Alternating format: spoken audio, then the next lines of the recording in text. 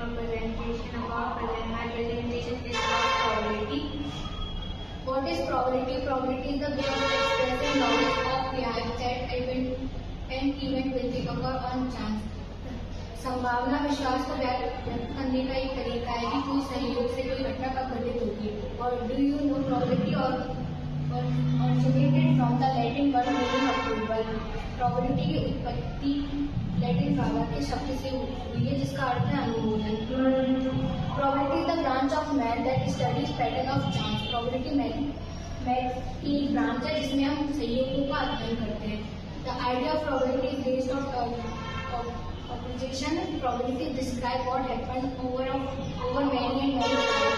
Probability is the measure how likely it is some event will occur or number of expressions the rotation of paper cases to the whole number. Probability एक घटना के घटित होने का number या एक अनुपात होता है.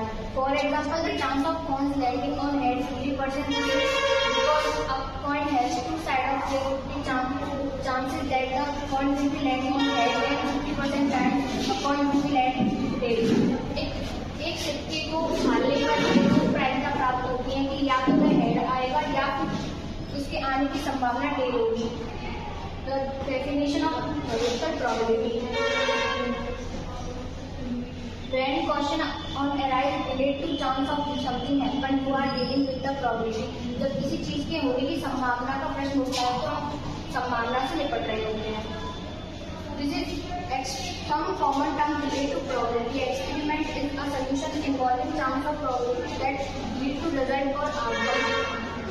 Outcome are possible result of random experiment equally like to outcome. All outcome will be equally probability. जब हम कोई प्रायिकता को